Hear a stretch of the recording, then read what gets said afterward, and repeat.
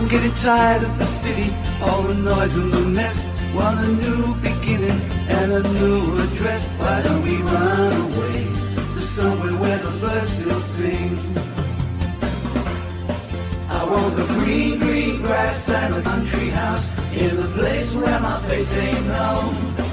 We welcome to the Only Fools and Horses podcast, Ellla, Kenion and Ivan Kaye from the green, green grass. How's it going? Yeah, Very good. very good.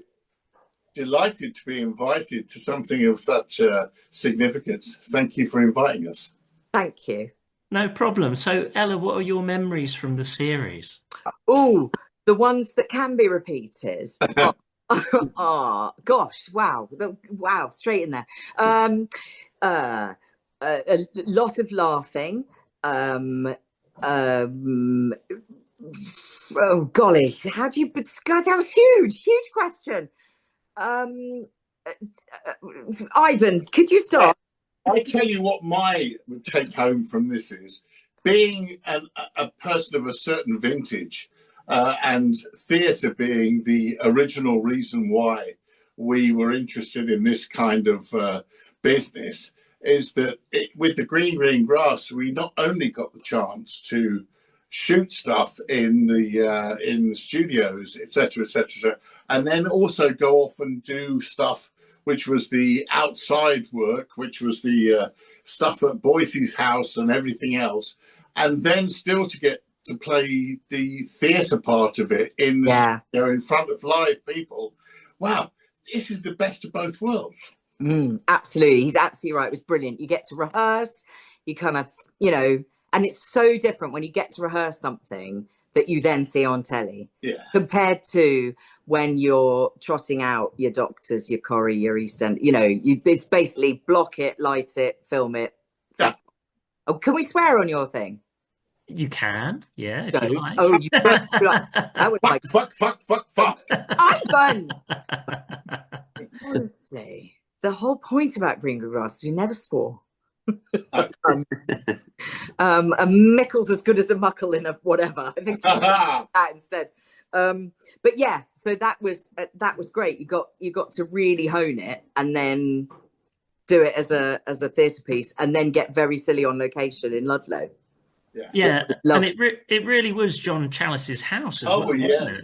It absolutely was. We rarely got to go supposedly indoors there, but the outsides and the when the bull comes home and the sheds where the Driscoll brothers and all that kind of stuff. Much action in the barn. Do you remember? Oh yeah, that's all Challis's house. Yeah. God bless the governor. He is the governor. Do you remember his huge hands? Oh yeah. He had such big hands, and when he would talk to you and make a point, his huge hands would come down when he was. You know what they say about big hands? Stop it! Big gloves. What are you talking big gloves. about? Big gloves. Actually, to be fair, his wife's hands were even bigger. Steady on. Sorry. No, they weren't. They absolutely weren't. But Carol was a model. Oh no, and a beautiful one at that. A beautiful model, and what a cook. She really, did she? Yeah, she was a very, very fine. Oh, I see. Well, I got fucking missed out on that. Yeah, very good cook. Anyway, yeah, sorry, you weren't there that night. I don't mean it. Oh no, it was fabulous. And to have John Sullivan, he didn't miss a day, did he? Oh, do you remember the time when he couldn't get into the studio? Oh, and also that time when we were in Shropshire and he went into the car park at the back of the place that we were staying in. Yeah. Had to take the car out of the place that he was staying in, and it didn't quite make it through in the same way that you'd hoped for. But there was very charming about what was frankly something that I would have spun out completely. He was fine about it. Oh, he completely took it on the chin. Beautiful. It was amazing. Unlike when they wouldn't let him into the BBC rehearsal room. Well, obviously that was a different time, a different place. Wasn't happy about that. No. And that's fair, Oh no, I'm on the side, totally. I am John Sullivan. I need to get upstairs to my rehearsal. You don't have a badge, you're not coming in, you're not. Oh no. Can you imagine Because he tries to fucking damp down his appointment with society, etc., and they made it impossible. No, needed to make a fuss, made a fuss, correct. Yeah. Great answer. Yeah. He was so humble, wasn't he? I mean, for somebody who, do you remember that time when he wrote the thing and it said something about strawberry mivies? Yes. And we went, oh, I don't know if we should say a thing about the strawberry mivies, because it's like a bit of a stock thing they trot out on the alternative. Yes. And he went, oh, let's change it. And he changed it. Oh, no. Wasn't fucking precious. He really wasn't precious, was he? No, he reminded me of John Gopper in that sense. I did a play with John Gopper, and we're sitting there with the play printed that is out there if you went onto Amazon and said whatever. And when a couple of words I suggested might be changed and whatever, Gopper didn't mind at all, just tore it out and did it. Really? Sullivan was the same. And also, much to my credit, I came up with the name for the one with the quiz show thing because I knew how much he loved the kind of Johnny Nash, whatever. More questions than answers. He took that straight away. Really? I know, it was right up his street. It was just a good shout at the time, yeah. Yeah. Oh, he was so open to all that, wasn't he? And his son wrote some very good scripts too. Yes. He did. And Darren Litton, who wrote Benidorm, he wrote a couple of them. Now, you couldn't muck about with his lines. No, but he... I think he looked after me in one of his episodes. He did. You looked after me in the other one. So we did quite well. We did very well off him. I got to do a bit of singing, which I wasn't expecting it was going to be me in choose. And he did. And I was very delighted. And obviously, like I was going to say, where the fuck is he now? But yeah, no. He's fine. He's a bit sorted, actually. He's fine. Yeah. Living in Hull. No, and fair play to him. Yeah, he's done very well. Thank you very much. That's great. And Chris, as spin-offs go, The Green Grass was a great spin-off, wasn't it, of Only Fools and Horses? Yeah, it was excellent. Yeah, I think it gave Boycie and Marlene more of a kind of the main characters all of a sudden, weren't they? How did John and Sue feel about that? Did they say how they felt about the show difference between Fools and Horses and Green Grass? Well, all I seem to remember of the origin of the whole thing was an important birthday of John Chalice's. That's right. He invited Sullivan and all the loves down to his gaff to have a little chat, and then he talked about the idea of, and I think that was the inspiration for Boycie to turn into something beyond. Yeah, it was. That's how it originated. They were just so happy to beautiful house that, this place that Chalice had looked after and had transformed. Yeah, it was really called Wigmore Abbey. Incredibly impressive. Wigmore Abbey, yeah. That's right, yeah, because he also did books, and I'm sure it was Wigmore Publishing or something like that. Well, that's all his wonderful his biographies. Yeah.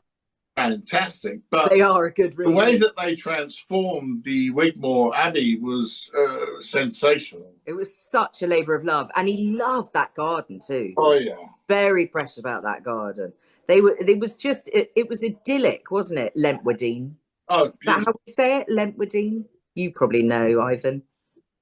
I can't recognise Lentwardine, but what I can do is know that Carol, who was his wonderful wife, every now and then on Facebook posts another picture of it's great. Chalice's tombstone, where people have put down flowers there and are continuing to honour his memory. So lovely. In that place, it's so charming. Yeah. It's charming, and it's not really something that happens naturally. I certainly don't know anyone else that has that kind of thing going on. No. Utterly charming. I mean, Chalice is the governor. He's a lovely man. He really, really is. Difficult not to like him. Yeah, he really is. I remember doing a professional foul with him. When we did, I don't even remember the one with the psychic where Mrs. Cakeworthy's a psychic. I mean, where did he come up with that? Anyway, and, I had John's hand in my hand, and we were all a little bit tense, and we quite rightly, it's so nice when you know each other really well and you act together a lot and you know what the other one's thinking. Yeah. And we just paused a little bit too long, and then we both pretended to call, and that was it. It was brilliant. Everybody just fell about, and then we pulled it together, and then everyone was much nicer to us. Sometimes it's really worth doing that. So terrible to admit. Not at all. But I know that Sue she just was so happy to have another life in Leicester. And also, Jesus Christ, I could ask.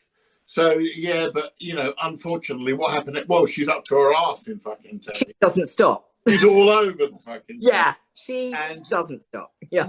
Most deserved. An absolute fucking... and do you remember how she used to love, because when you're doing the studio show, you come out and say hello at the beginning. Yes. And she just loved it. Hello, darling. It's Sue here. Like the fucking queen. She was so posh. And they were like, what?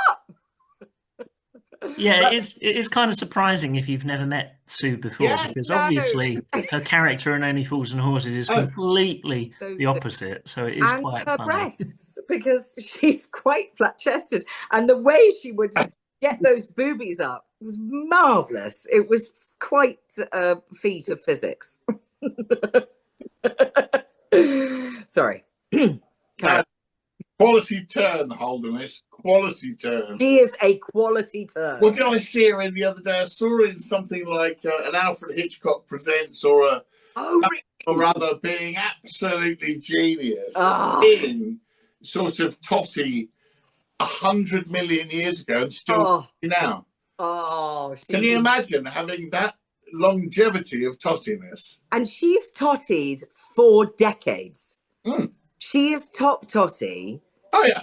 Still top totty, and whereas I've just been a buxom biscuit eater for 40 years. Oh, darling, you're up to your arse in it. I've been watching you on the replays and the whatevers of the Catherine Tate thing, where you are, not to put too fine a point on it, fucking stunningly good in all of them. I watch him again and again when they come on, and I only watch Muggle TV. I haven't got one of these cheaty type with things. All the sticks and things. All the sticky things and this and the other. I can't do it.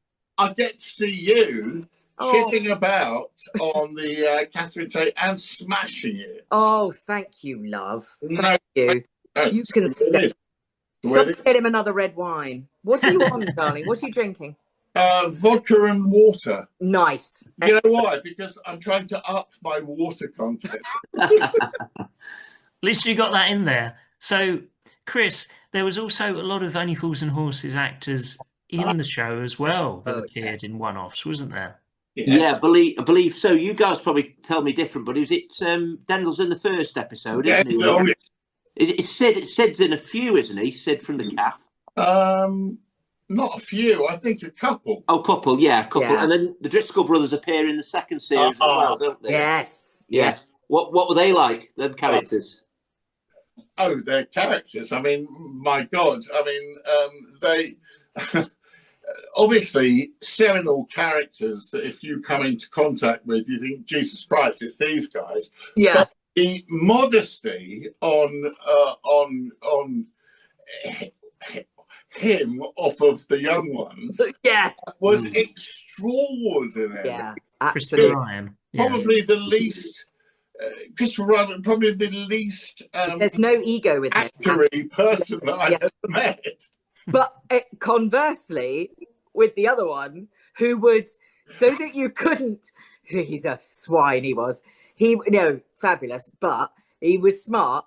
So if you're editing, yes, and you put your gaps in you know, after your sentences, great. If you are trying to edit an actor and he just takes a pause within the sentence, you can't. So he managed to put about 10 minutes of himself on it, didn't he, by doing that? Whereas the lovely chap from the Young Ones, he was so humble. So humble. Nervous, wasn't he? Yeah, Nervous. Oh, he was lovely. Didn't think that if he'd have pushed his luck and made the take longer, he would have felt bad about it. Yeah, that's his way. Obviously, some fans perhaps haven't seen Greengrass. So, how does Boise end up at this farm? Then, what's the reason why they end up leaving Peckham? Well, they flee urban life to get away from the Driscoll brothers. And Boise, with the amount of money that he's managed to procure from his second-hand cars, etc., means that he can buy a great big pile out in Shropshire because obviously prices are and this, that, and the other. And also, it means that he can be off the radar from, he doesn't want any repercussions from those boys. Of course not. So when he turns up, it transpires that he has not only bought the farm, but he's also bought the dodgy staff who have been working there for some considerable time. And that turns out to be us, wankers. And it turns out to be an incompetent herdsman, a housekeeper that doesn't really want to do any of the work, and a groundsman and a this and a that and the other. And that's where you meet us lot. Yeah. To me, it was kind of like the first Clarkson's Farm, if you know what I mean. It's different because it's a sitcom, but you know what I mean? It's that kind of thing. You know what? That'd be great. And if they'd actually pumped it in that direction, it would have probably gone on for 1 million more. If it weren't for the terribleness of Sullivan checking out. No, that was so freaking awful. Yeah, no, because he was absolutely up to his neck. The next series. Yeah. He was really there. He was ready. And his son had written some as well. Oh, yeah. Can we find out your favourite scenes from the Green Grass? First of all, Ella? Oh, wow. Well, I particularly like getting Ivan ready for the date. That was brilliant fun. Do you remember I had to cut your toenails, and we had him, and we had him all dressed up for a date with? Was it to go out with Myrtle again? It was to meet Myrtle. Yeah, but I didn't think it was Myrtle, did I? I thought. That's right. Oh shit, I've blown the episode. No. Anyway, but it's a really good one. Also, for me, the Christmas special I got to do with. Oh my god, that amazing! What's his name from Cheers? George Wendt. Yes, George Wendt from Cheers, playing my dad. Norm. Yeah. God. Oh my God, that was amazing. Oh, yeah. That was it was amazing. But there are so many that are really good fun. They are so much fun. I love, because we're so far away from it as well. At the time, I wasn't very good. I never liked to watch myself in things at the time. Or even, I need a good 10, 20 years. And then it's really good fun. Judi Dench's the same, you know. She won't watch. No. But yeah. What about you, Ive? Well, firstly, I have to chime in with when we went to the party to celebrate the end of the series, I went with George Wendt. Oh, yeah. Upstairs to his room to party a little bit before we then came back downstairs. So I have to mention that because... That is amazing. Oh, no, because it was an exceptionally lovely moment for me. I'm so jealous. However, I also will have to... I have to sort of remember the one which I felt the most comfortable with, which was when we were mowing the lawn outside Boise's place, and he came down and I had to sing him a song. And it was something like, it's whatever that song is, I'll be here for you. I don't know. One of those. Whatever it was. And I found that the most delightful. And I must admit, I felt lousy in one sense because I know that Peter Hebblethwaite is a great singer. And is he? He does. Oh, he must have been fuming. He must have been absolutely fuming. And I didn't enjoy it because he must have been fuming. Oh, you're too nice. I was delighted that your mate Darren had decided that I was going to be the guy that was going to sing.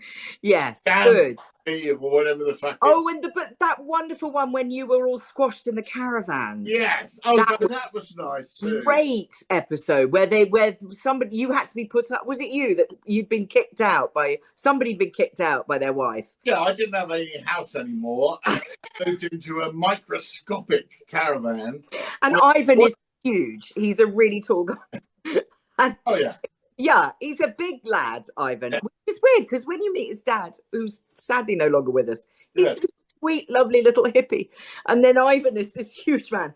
Anyway, but to get Ivan and a camera and Pete Hebblethwaite and David Ross and oh my God. Shocking amount of people in a tiny caravan and all round a table. Oh, it was fabulous. I love that episode. There are so many that are so good. And he had some really good guest stars, didn't we? And when we have lovely, what's her name when she comes in to play the mum? I've got such bad memory, sorry. June. Yeah. Whitfield. Yes, thank you. June Whitfield. She's amazing. Oh, stunning. And she was the only person during the read-through on the table that was off-book. She was off-book by day one. She was like 82. Yeah, got it. Don't even. Oh, she was wonderful. And she had a very good message about how she always balanced family with her TV stuff. I think I had a new baby at the time, and she was saying that's what matters. Just remember that's what matters. How old is your baby now? He's 18. Jesus Christ! Oh God, I think he might have proper grown up. He's an actual grown up, and he loves Latin, Ivan. He loves Latin, and he's Latin, maths, and English literature is his A levels. How old are your girls now? 34 and 30 and 30. Yes. Wow, that's nuts. Yeah. Oh God. So when was the last time you met up together? Was it filming The Green Grass, or did you meet up afterwards? I roped you into that film, but then we made a short of it and we didn't do the long version with you in it. Do you remember Mother Wound? Sorry. I have to apologise for that. He did really well. He was so good in it. So that's the last time I saw Ivan in real life. Is that the read-through that we did? Yeah. Yes. That was... Did you end up doing that? I did. I'll send you the short. Fantastic. It's a lot of me. Send it to me. Okay. There's a lot of me crying and eating ice creams.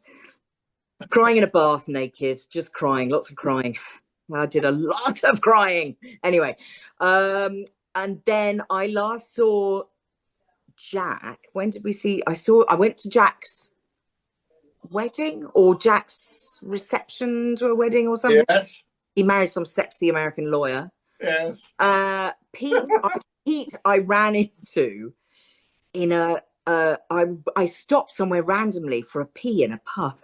But it was like lunchtime, and I can't remember why he was there. And he went, "Oh, just the person I want to see." And I was like, "What?"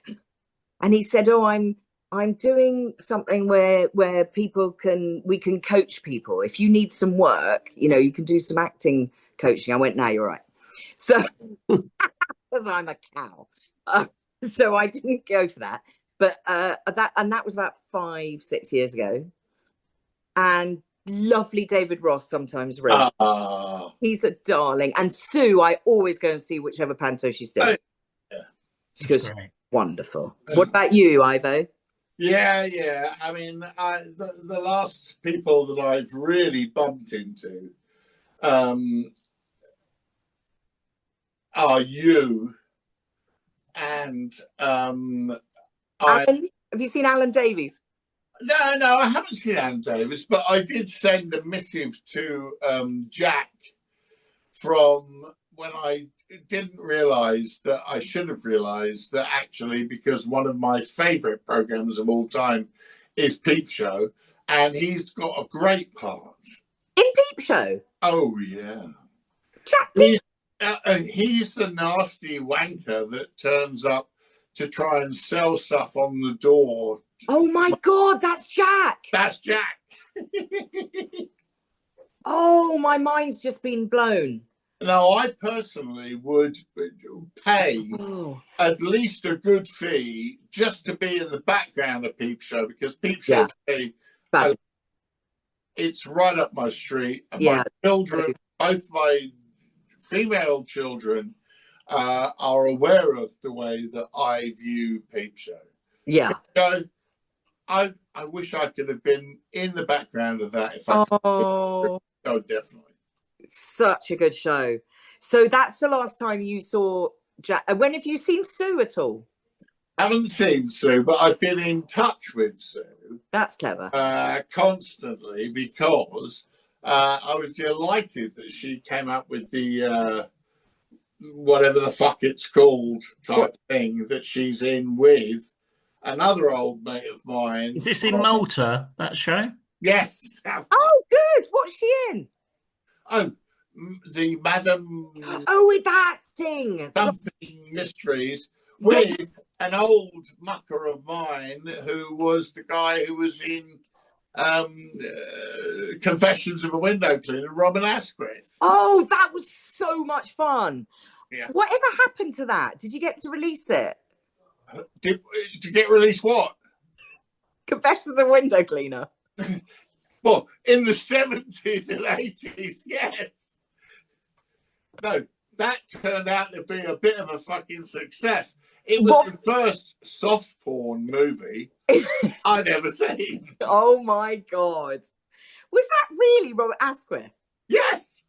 Was he also in Benidorm? No, I did a job with him. I did something with Michelle Collins. Oh, yeah. And it was called... Hello, baby. And it was called whatever it was called. And what was it called? Sorry. Your dog's just turned up. My cat's just turned up. Oh, for God's sake, don't show him to my dog. No, he's off. He's off. No, she's mewing, but she's fucked off. Oh, okay. They do that. So I did something with Robin. What was it? It was called Sunburn with Michelle Collins. Oh. And Asquith was there, and I turned up to the first night of the kind of get-together type thing, and I looked over in the distance, and I just saw some bloke who was essentially someone that you would go, oh, he must be off Love Island or something. Yeah, yeah. And as you got closer and closer and closer, he still was Love Island. He still was Love Island. Still was Love Island. And he got quite close up, and you went, oh, hello, mate. That's you off of Don't Think I'm a Window Cleaner. And he's still, not to put too fine a point on it, is absolutely still sexy. He is. Guy. Isn't he? He is. Oh, no. Oh, man, that's so funny. So Sue's out in Malta with him filming? Yeah. Brilliant. Yeah. And that's where he lives. He lives. I can't remember what it was, but it was something like a donkey sanctuary or whatever sanctuary or whatever. Yeah. And donkey sanctuary. No. But from a distance, this guy is still knocking it out the park as like a 25-year-old, and he's actually 100 years old now. Yeah. Of course he is, but he doesn't look it. Wow. Well, and we have to bring it back to Fools and Horses as well. Yeah. Are you both fans of the show? Have you both seen it? What are your favourite moments from the show? Oh, man. I just love that they just keep getting his name wrong. I just love that when what's his name? I can watch it. It doesn't matter. It's just the best running gag in the whole thing. I love it. Yes. That's my favourite. What about for you, babes? Oh, no. I personally, I mean, the truth of the matter is that the trademark about where I am and happy with it is that I have 3 different shows that I will put on for me to fall asleep to. Oh no. No. That means that's because I can visualize every single scene as you. Oh, wow. So my 3 shows are Only Fools and Horses, Seinfeld, and Peep Show. Yes. I can put on any one of those. And and then I know that because I don't need to actually look at the bright, shiny lights, I turn my iPad down to minimum brightness. Yes. And I know that because I know where all these things are. I don't need the visual. No. And I will go night-night. And no, but that's a respectful. Yeah, no, that is. No, yeah, when you first said it, it sounds like, oh no, because it's boring, but that's not true. It's it's something you love, it's something you know, and it's reassuring, and it sends you to sleep. And it's quite funny. Recently, Chris, somebody said that about us, and I was like, oh no, are they falling asleep because it's so boring? No, it's actually a compliment, is it? When that happens, it's a compliment. Yeah, she was like, oh, I love it because, as you say, it's remembering all your favourite scenes, all your favourite actors, and without having to see it. Yeah. It's a brilliant thing. And I hate to think that it is a recipe for me planning before I go blind. But the truth of the matter is, no, it's something that I'm comfortable with. You're not going blind, though, are you? No, but what's going on? I could cope because if because they the soundtrack, I win. Yeah. Chris, did you ever listen to the audiobooks, or did you ever watch the show like before bed and like before you'd go to sleep? The Fools and Horses, I definitely do. I normally put sleep mode on for half an hour, and within 5 minutes I'm asleep. It's like you say, it's a comfort thing, Ivan, isn't it? Really, yeah. Exactly. Now I'm a big fan of seeing something again or knowing something off by heart. It's lovely. You haven't got to concentrate the same, have you, somehow, or work at it or anything. You can kind of drift off with it, It's a real comfortable thing. Because I've got a problem because I currently live alone. And so keeping some... Oh, I'll start the car. No, yeah. Feeling something going on in the house is important to me, Yeah. I was going to ask you if you have any props or costumes or scripts from your characters at all. I do. I have a lot of scripts. They were pretty fierce about us not keeping things. Yes. We wanted to. I wanted to keep my biscuit tin. They wouldn't let me do that. Yes. I think they let me have some of those giant shirts I wore. I don't think anybody wanted them. What about you? Did you keep anything, Ivan? Well, I actually, unfortunately, bought more things which I thought were right for me. Yeah. Because I just happened to have a couple of dodgy, they weren't tartan exactly, but you know what I mean. That kind of shirty type, lumberjack type area that my character was into. Yeah, they would. We had to buy them. You're right. I think. Yeah, no, but I bought my own because I knew the ones that worked for me. Yeah. Yeah. And why not? Yeah. Bit of green, bit of blue. Yeah. There's a happy ending in Green Grass, isn't there? In the end, doesn't Boise come good in the end with the farm and everything? Does he discover some deeds or something? Oh shit! In his loft. Remember? Blimey. Do you remember, Ivan? Yeah. Well, I sort of remember that actually, but I didn't think that it was a resolution at all. Oh. We didn't think that we were ending. We were ending at all. Yeah. That's true. Yeah. It run actually, like you say, 4 series, 2005 to 2009, 3 Christmas specials as well, wasn't it? So if John Sullivan hadn't sadly passed away, you might have done 7 or 8, mightn't you, perhaps, series? Well, because his son did a couple of superb episodes. Yeah, and he was. We wondered whether he was going to want to take it on, carry on. But I mean, you know what? I don't know what it's like when you're dealing with producers and this, that, and the other. I think there's a very good chance that he would have thought, I don't want to get involved with these fucks. Jim Sullivan was the son, wasn't it? Jim. Yes. Yeah. Yeah. Another one, and a nice daughter as well. Yeah. That's right. And Jim then went to write, was it Paul Whitehouse, the musical, Lonely Fools and Horses musical with Paul Whitehouse? Oh, did he? Oh, I'm glad he did that. Yeah, he did, yeah. Good for him. Oh, good for him. I know he'd got 5. Him and his dad got 5 episodes ready for series 5 of Green Grass. Oh, really? Yeah. Yeah. So it was very nearly there. But... So really, as fans of the show and fans of the spin-off Green Grass, we were robbed of 2 shows really when John sadly passed away, because it was the Green Grass and also Rock and Chips was another show. Yeah, and that was just great. I love Rock and Chips. I thought it was really good. Did you like it, Ivan? No. Oh no, yeah, and it also made a couple of careers for people. Yeah, it did actually. And you know what? I don't fucking rue any of that. No, they needed to be to looked at and enjoyed. Yeah, totally. Yeah, it was lovely. But yeah, it would have been nice for Sullivan to have finished his oeuvre. Yeah, it really would. It really would have been nice. But I mean, the truth of the matter is that God bless him. When Chalice checked out, yeah, you got to call a day.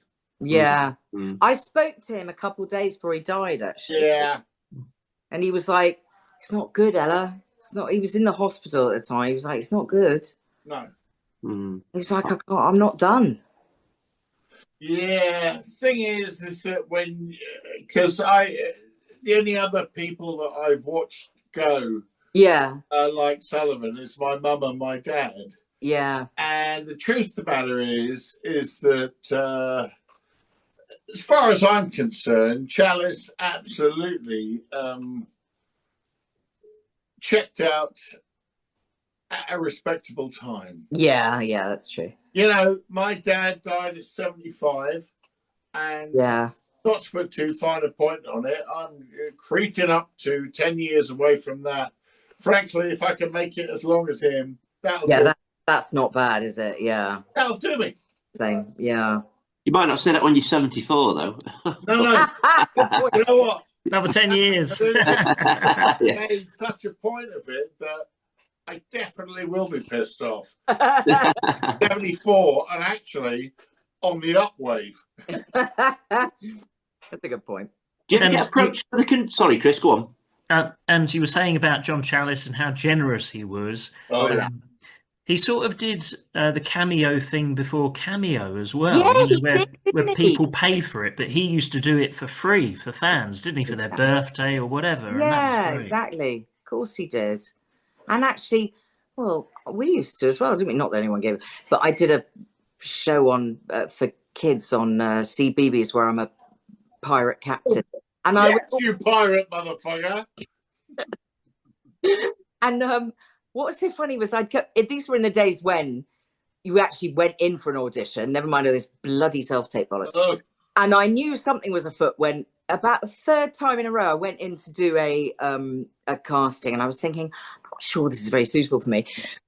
And the casting woman took me to one side and went, Ella, sorry, do you mind? Could you just record something for my kid? Could you just record something for Tilly?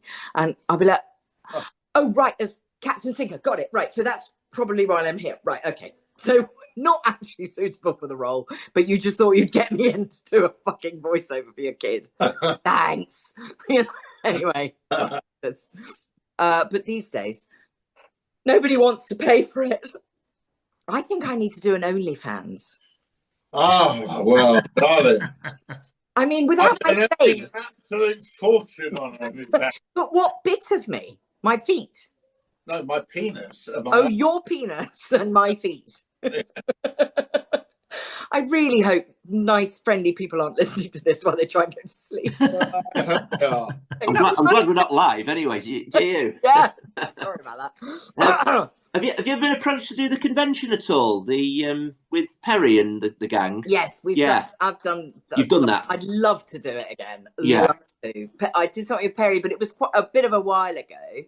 But I love Perry to bits, and he was very good. And he printed out loads of Mrs. Cakeworthy things for me. at another time. You know, he's a sweet man. He's a lovely man.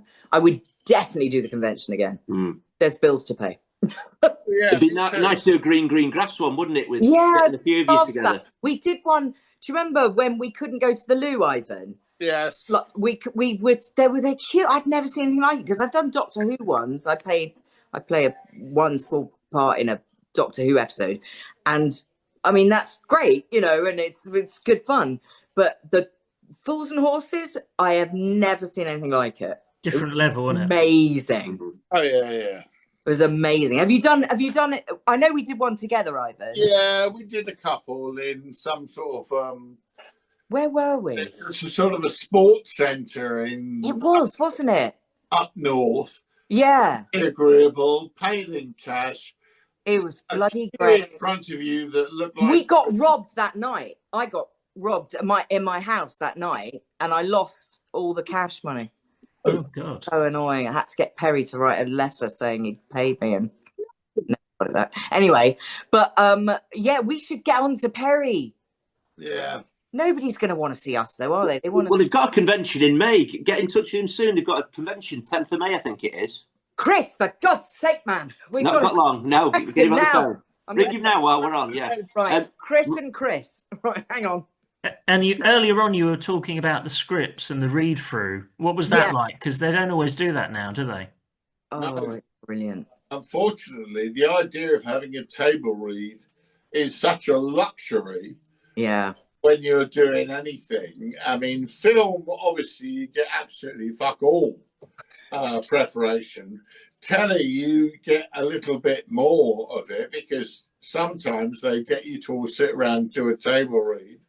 Truth of the matter is, it's less and less. More of the time that I've turned up to do jobs, I mean, I obviously, if I've been given the job, then I'm going to be working on it and making sure that I cover the best I can. But sometimes you don't even get a chance to see whether your director's got a better idea than you have.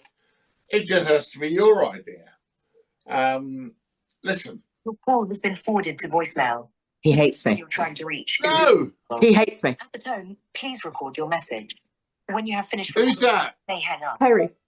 Perry, darling, I'm on with Chris and Chris at the Only Fools podcast and lovely Ivan Kaye. And we just wanted to say hello. And for God's sake, surely you need Ivan and Ella at the convention in May. And we love you lots. And Ivan, say hello. Hello, Perry. There you go. Chris, say hello, Chris and Chris. Hello, Perry. How are you doing? Hi, Perry. How's it going? You know it makes sense. Book them up soon. Come on, Stan. Soon. Hopefully that works.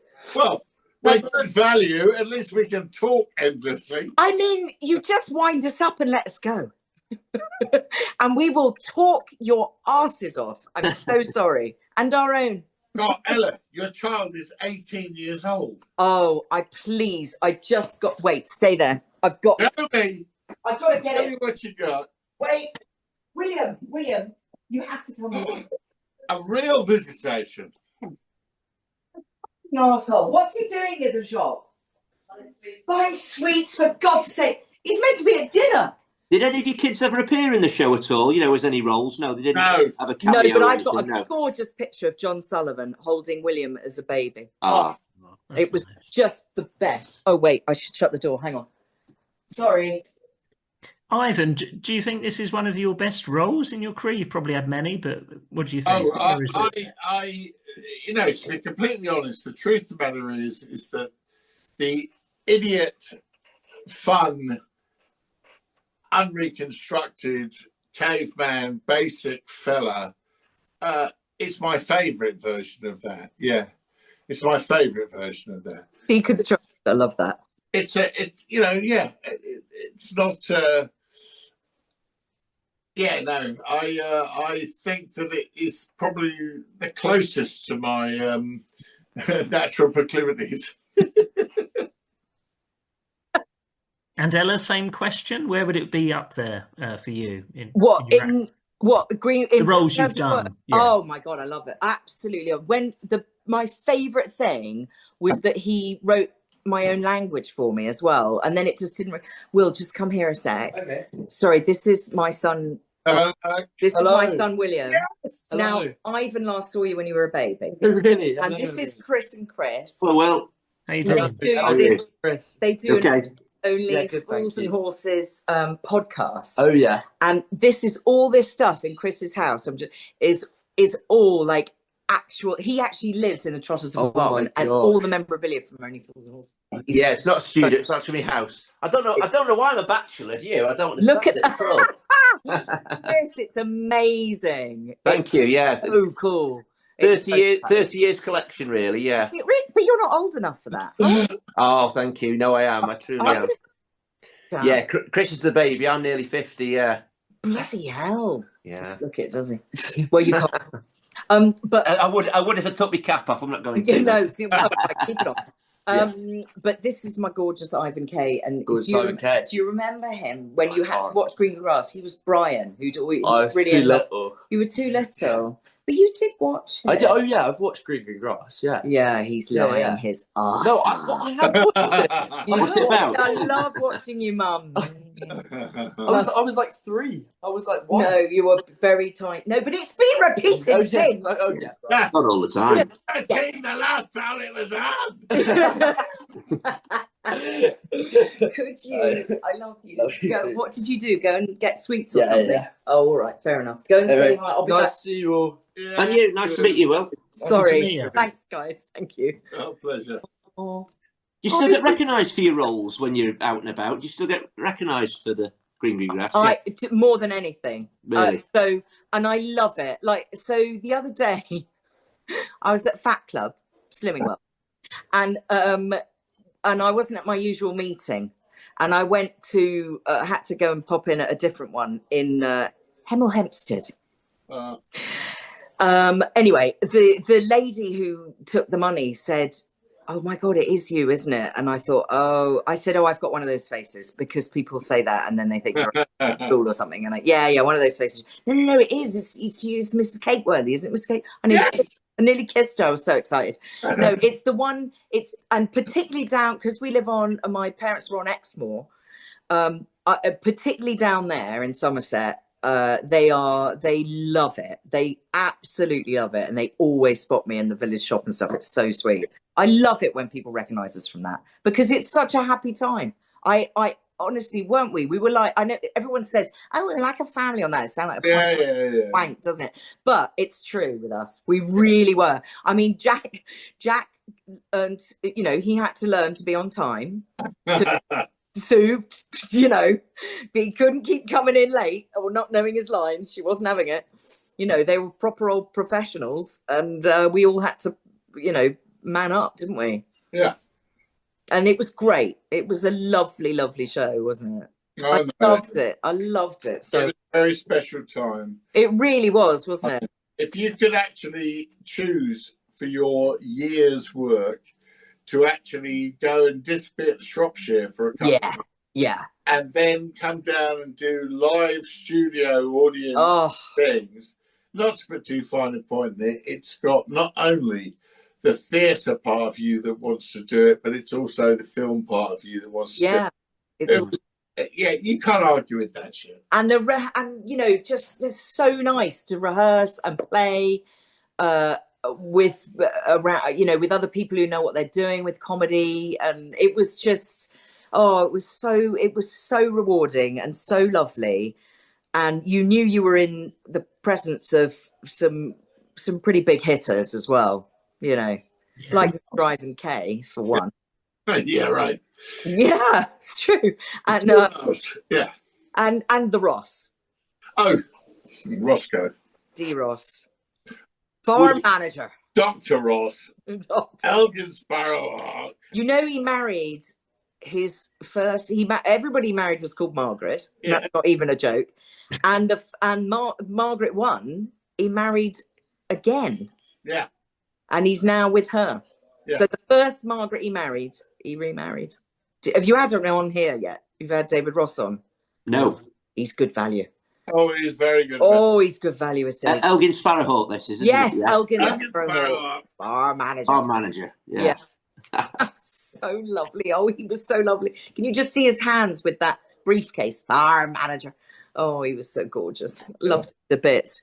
Was there any chance at all, or I know Del Boy's mentioning Rodney. Was there any chance, or did you ever think at the time Del Boy might just appear in an episode? Or was that never really? It was all. It wasn't it. They always asked us, didn't they? Yes. I don't know if David was up for it. No. What do you think? No. No, you think he was? No. No, it's a difficult gig to make a choice on, isn't it? Yeah, I don't think that was going to happen. But the other ones.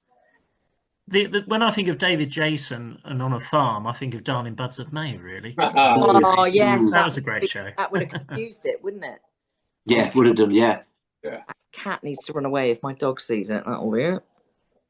They got. Yeah, he could have come in as Parlarking. Now you've said that, though, couldn't he? Have a little bit of could have just done it that way. Yeah, that would. Yeah.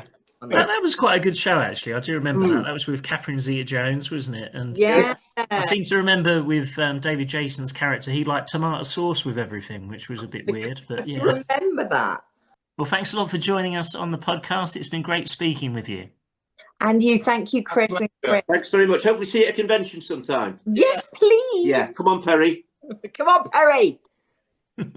Night, Ivan. Night, beautiful. I'm getting tired of the city, all the noise and the mess. Want a new beginning and a new address. Why don't we run away to somewhere where the birds still sing? I want the green, green grass and a country house in a place where my face ain't known.